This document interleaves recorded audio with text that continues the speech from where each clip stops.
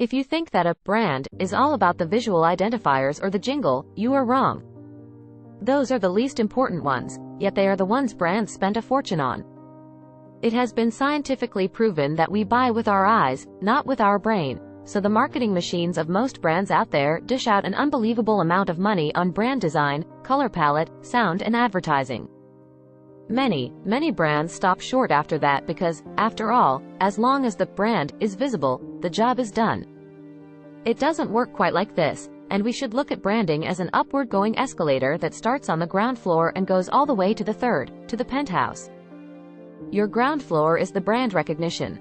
Here is where most brands put in all their efforts and budget: advertisement and brand identity, both visual and audio. Brand recognition is a fundamental step in the journey of a brand, of course, but it is, by no means, the most important one. It is just the beginning. Brand recognition entails the buyer's, user's ability to recognize the identity of a brand, i.e. its name and/or logo. In other words, and in layman's terms, it would translate into, have you heard of Y, brand name? Yes, I have. First floor brand respect. Brands can be respected for a variety of reasons: for their power to lead an entire sector, for their activist approach to one social issue or another, for their abrasive, sometimes, way of tackling dissent, for their market share and purchase power, for their wealth.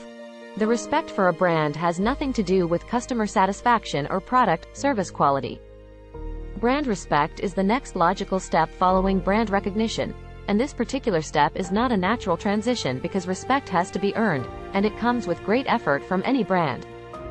Second floor brand admiration. If a brand is respected, this respect does not necessarily make the brand admirable or admired. Admiration touches a psychological aspect of consumer behavior, one where buyers, users find similarities with themselves and that brand's actions and/or reactions to a trigger. Brand admiration, simply put, would translate into, they are utterly amazing. From a customer perspective, brand admiration matters significantly when it comes to making a purchase decision. From a client perspective, brand admiration is less important than the respect others have for that brand because the admiration should be reserved to the client of that brand, i.e. the ones who will be using the services of a respected brand. Third floor brand advocacy. This is the most important stage, or it should be, in any brand's life cycle: to have advocates ready and willing to fight for you, vouch for you, and tell the world how amazing your brand is.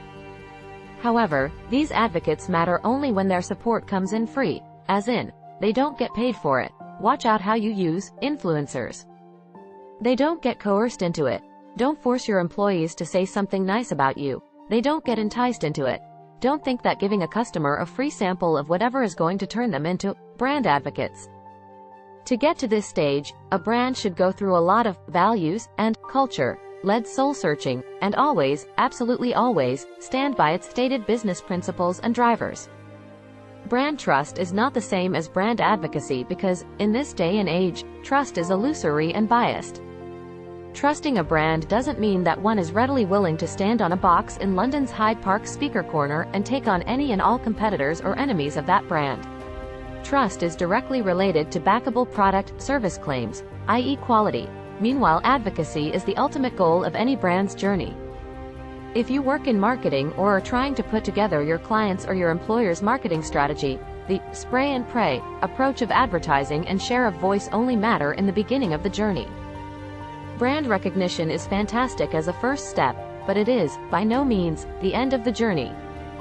The way any brand backs up its image and all the shiny stuff with a clear call to action, and with market positioning and differentiators, will make its journey up to other floors easier. Thank you for being here today. If you enjoyed this video, please remember to subscribe to this channel. Power and influence is a journey, and I would love to have you with me on it.